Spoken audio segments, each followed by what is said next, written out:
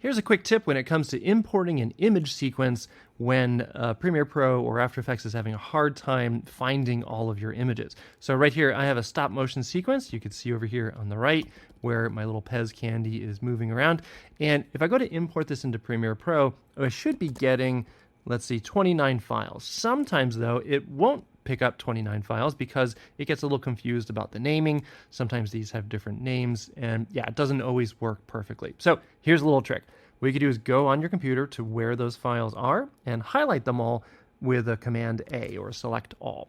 Once they're all highlighted, I can right click on any one of the highlighted files here. And because I'm highlighted on multiple files, it gives me an option here for rename with the 3 dots after it. That means that it's going to give me more options. All right, so I choose rename, and now I'm looking at rename Finder items.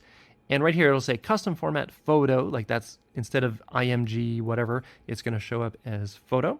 And then start number at, and then number 1.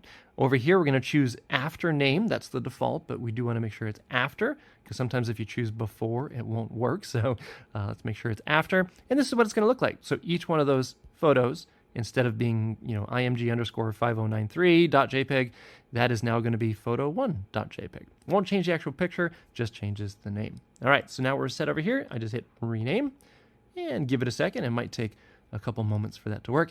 And now all of those photos in here have now been renamed and sequenced in order. So now if I go back over to Premiere Pro and I can go to import, I would choose the first photo of the sequence and then check this little thing down here for show options and make sure that you check this box to indicate to Premiere Pro that we don't just want to insert one photo, we want to, we want to import a whole image sequence. So everything that comes after will also be imported. All right, so I just highlight the first one, make sure you hit show options, check that box, and then import. All right, so now you can see right there showing up as footage, it's 29 seconds.